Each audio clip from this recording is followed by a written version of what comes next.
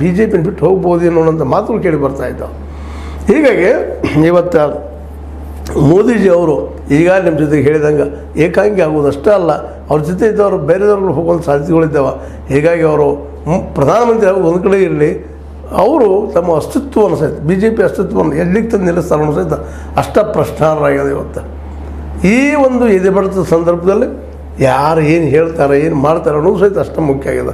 ಈಗಾಗಲೇ ನಮ್ಮ ಖರ್ಗೆ ಅವರು ಹೇಳಿಬಿಟ್ಟಿದ್ದಾರೆ, ಇಲ್ಲ ಜೂನ್ 1ನೇ ತಾರೀಕು ನಾವು ಮೀಟಿಂಗ್ ಕರಿತಾ ಇದ್ದೀವಿ ಇಂಡಿಯಾದ್ದು, ಅಲ್ಲಿ ಯಾರ್ಯಾರು ಬರ್ತಾರೆ ಯಾರೆಲ್ಲ ನಾಳೆ ಗೊತ್ತಾಗೋ ಸಂದರ್ಭ ಬಂದದ್ದು. ಅದ್ರ ಜೊತೆಗೆ ಎಲ್ಲರೂ ಒಕ್ಕಟ್ಟಿದ್ದೀವಿ ಅಂತ ಯಾರು ಮೆಸೇಜ್ ಕೊಡ್ತಾ ಇದ್ದಾರೆ.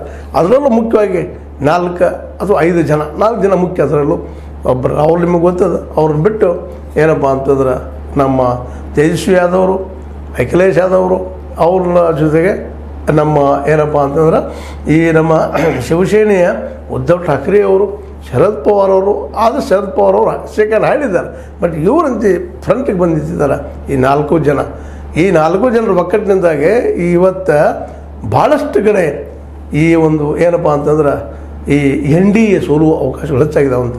ಮತ್ತು ಆಲ್ರೆಡಿ ನಿಮಗೆ ಗೊತ್ತದ, ಕಾಂಗ್ರೆಸ್ ಕಳೆದ ಚುನಾವಣೆಯಲ್ಲಿ 2019 ಚುನಾವಣೆಯಲ್ಲೇ ಗೊತ್ತಿದ್ದಂಗೆ ಈ ಒಂದು 190 ಕ್ಷೇತ್ರಗಳಲ್ಲಿ ಎದುರಾಗೋದ ಯಾರಿದ್ದಾರಪ್ಪ ಅಂದ್ರೆ ಕಾಂಗ್ರೆಸ್ ಮತ್ತು ಈ ನಮ್ಮ BJP ಎದುರಾಳಿಗಳಿದ್ದಾರೆ.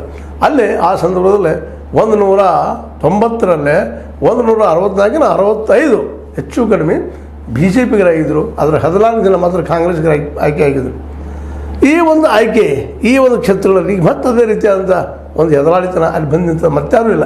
ಆದರೆ ಕಳೆದ ಚುನಾವಣೆಯಲ್ಲಿ ಏನಾಗಿದ್ದಪ್ಪ ಅಂತಂದ್ರೆ ವಿಶೇಷವಾಗಿ ಹಿಂದಿನ ಚುನಾವಣೆಯಲ್ಲೇ ಅವರೊಬ್ಬರ ಅಥವಾ ಕಾಂಗ್ರೆಸ್ಸಿಗರ ಒಬ್ಬಂಟಿಯಾಗಿ ಯುದ್ಧ ಮಾಡಿದರು. ಆದರೆ ಈ ಸಲ ಹಂಗಿಲ್ಲ, ಅವ್ರ ಜೊತೆಗೆ ಇವರೆಲ್ಲ ಇದ್ದಾರೆ, ಇಂಡಿಯಾಗಡೆ ಬಂದಂಥವರು.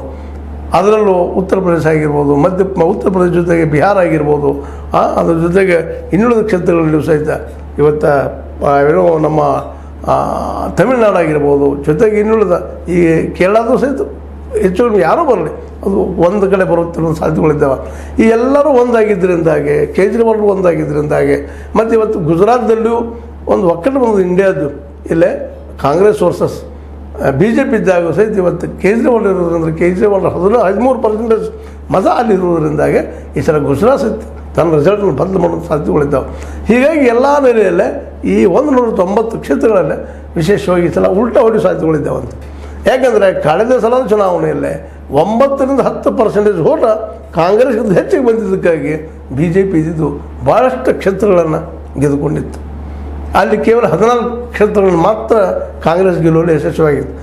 ಆದರೆ ಈ ಸಲ ಮಾತ್ರ ಹಂಗೆ ಆಗಲಿಕ್ಕೆ ಸಾಧ್ಯ ಇಲ್ಲ ಅನ್ನುವಂಥ ಅಭಿಪ್ರಾಯಗಳು ಸ್ಪಷ್ಟವಾಗಿ ಬರ್ತಾ ಇದ್ದಾವೆ. ಅಲ್ಲೆಲ್ಲ ಹೆಚ್ಚು 160, 70ರವರೆಗೆ 75ರವರೆಗೆ ಕಾಂಗ್ರೆಸ್ ಆದರೂ ಆಗ್ಬೋದು. ಯಾಕಂದರೆ 8-10% ಓಟ್ ಡಿಫ್ರೆನ್ಸ್ ಆತಪ್ಪ ಅಂದರೆ ರಿಸಲ್ಟ್ ಚೇಂಜ್ ಆಗೋಗ್ಬಿಡ್ತದೆ. ಅಂದರೆ 2014 ನಿಮಗೆ ಗೊತ್ತದ 31% ಮಾಡಿದಂಥ BJP ಅಧಿಕಾರ ಹಿಡಿತು.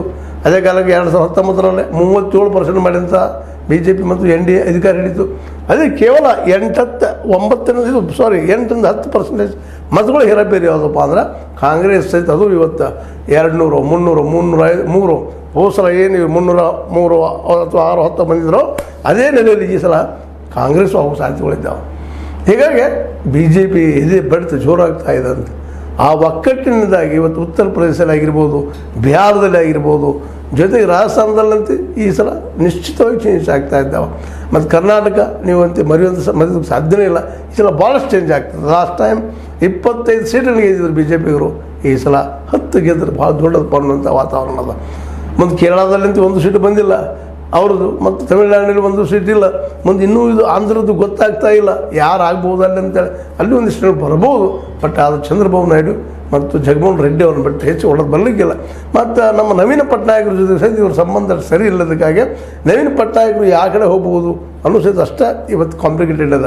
ಮತ್ತು ಅವ್ರು ಎಷ್ಟು ಆರಿಸಿ ಬರ್ಬೋದು ಅನ್ನೋದು ಅಷ್ಟೇ ಮುಖ್ಯದ.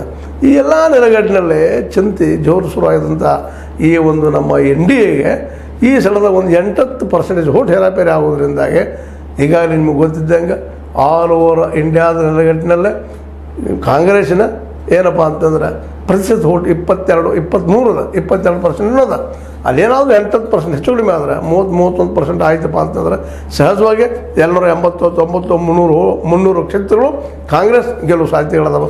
ಜೊತೆಗೆ ಇವು ಇಂಡಿಯಾ ಅವರು ಸಹಿತ ಗೆಲ್ಲುವ ಸಾಧ್ಯತೆಗಳಿದ್ದಾವೆ. ಯಾಕಂದ್ರೆ ಅವ್ರ ಜೊತೆ ಆಗಿದ್ದರಿಂದಾಗೆ 1:1 ಒಬ್ಬ NDAಗೆ ಒಬ್ಬ ಇಂಡಿಯಾ ಇರೋದ್ರಿಂದಾಗಿ ಇಂಡಿಯಾದ ಮಧ್ಯೆ ಒಡೆದು ಹೋಗೋದ್ರಿಂದಾಗಿ ವಿಶೇಷವಾಗಿ ಈ ಸಲ ನಮ್ಮ ಮೋದಿ ಅವರಿಗೆ ಒಂದು ರೀತಿ ಜೋರಾದ ಜೋರು ಆಗ್ತಾಯಿದೆ, ಏನೇನು ಚರ್ಚೆ ಆಗ್ತಾಯಿದೆ, ಹೇಗೆ ಗೆಲ್ಲಬಹುದು ಅನ್ನೋದನ್ನು, ಏನೇನು ಮಾಡಲಿಕ್ಕೆ ಸಾಧ್ಯದನೋ ಅದನ್ನೆಲ್ಲ ಮಾಡೋ ಪ್ರಯತ್ನ ಮಾಡ್ತಾ ಇದ್ದಾರೆ.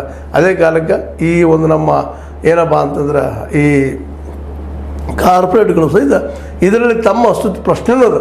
ಯಾಕಂದ್ರೆ ಸಪೋಸ್ ಏನಾದರೂ ಈಗಾಗಲೇ ರಾಹುಲ್ ಗಾಂಧಿ ಅವರು ಹಲವು ಸಂದರ್ಭಗಳಲ್ಲಿ ತಮ್ಮ ಮಾತುಗಳನ್ನು ಹೇಳಿದ್ದಾರೆ.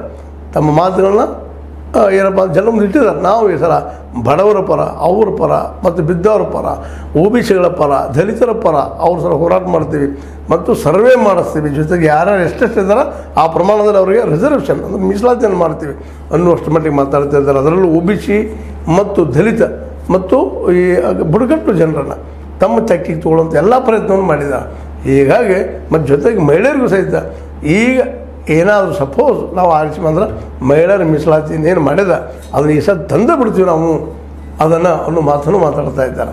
ಹೀಗಾಗಿ ಇವತ್ತು ಇಂಡಿಯಾ ಇದ್ದಿದ್ದು ಈ ನಮ್ಮ NDA ವಿರೋಧವಾಗಿ ಸಾಕಷ್ಟು ಬಲಿಷ್ಠ ಆಗಿದೆ, ಬೆಳೆದು ನಿಂತದ. ಹೀಗಾಗಿ ಎಲ್ಲ ಕಡೆಯೂ ಶುರುವಾಗಿದ್ದಾವೆ. ಹೀಗಾಗಿ ಈ ಒಂದು ಮುಂದಿನ 4-5 ದಿನಗಳು ಅದರಲ್ಲೂ ಈ ಒಂದು ಎಷ್ಟು ಅಂತೀರಿ ನೀವು ಇವತ್ತು ಮತ್ತು ನಾಳೆ ಅಂದರೆ ಈಗ 48 ಗಂಟೆಗಳಲ್ಲಿ ಈಗ 12 ಗಂಟೆ ಹೋಗ್ಯದ.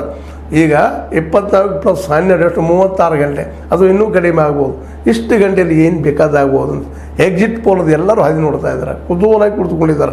ಎಕ್ಸಿಟ್ ಪೋಲ್ ಏನು ಕೊಡ್ಬೋದು ಅಂತೇಳಿ. ಎಕ್ಸಿಟ್ ಪೋಲ್ ಸಪೋಸ್ ಏನಾದರೂ ಈ ಒಂದು ಏನು ಇಂಡಿಯಾದ ಪರವಾಗಿ ಬಂತಪ್ಪ ಅಂತಂದ್ರೆ ಭಾಳಷ್ಟು ಜನ NDA ಪಕ್ಷಗಳ ಲೀಡರ್ಗಳು ನಿಧಾನಕ್ಕೆ ಮೋದಿಯವರು ಕೈ ಬಿಟ್ಟು ಹೊರಗೆ ಬರೋ ಸಾಧ್ಯತೆಗಳಿದ್ದಾವೆ. ಮತ್ತು ನೀವು ಜೂನ್ 4ಗಂತೂ ಬೆಳಗಿನ ಏನು ಒಂದು ಶುರು ಆಗ್ತದೆ, ರಿಸಲ್ಟ್ ಘೋಷಣೆ ಆಗಲಿಕ್ಕೆ ಶುರು ಆಗಿಬಿಡ್ತದೆ. ಅದೇ ಸಂದರ್ಭದಲ್ಲೇ ಇಡೀ ದೇಶ ಚಿತ್ರ ಬದಲಾಗುವ ಎಲ್ಲ ಸಾಧ್ಯತೆಗಳಿದ್ದಾವೆ. ಯಾಕಂದರೆ ಎಲ್ಲರಿಗೂ ಈ ಮೋದಿಯವರ ಈ ಒಂದು 10 ವರ್ಷದ ಆಡಳಿತದಲ್ಲೇ ಅದರಲ್ಲೂ ಇತ್ತೀಚಿನ ದಿನಗಳಲ್ಲಿ ತಮಗೆ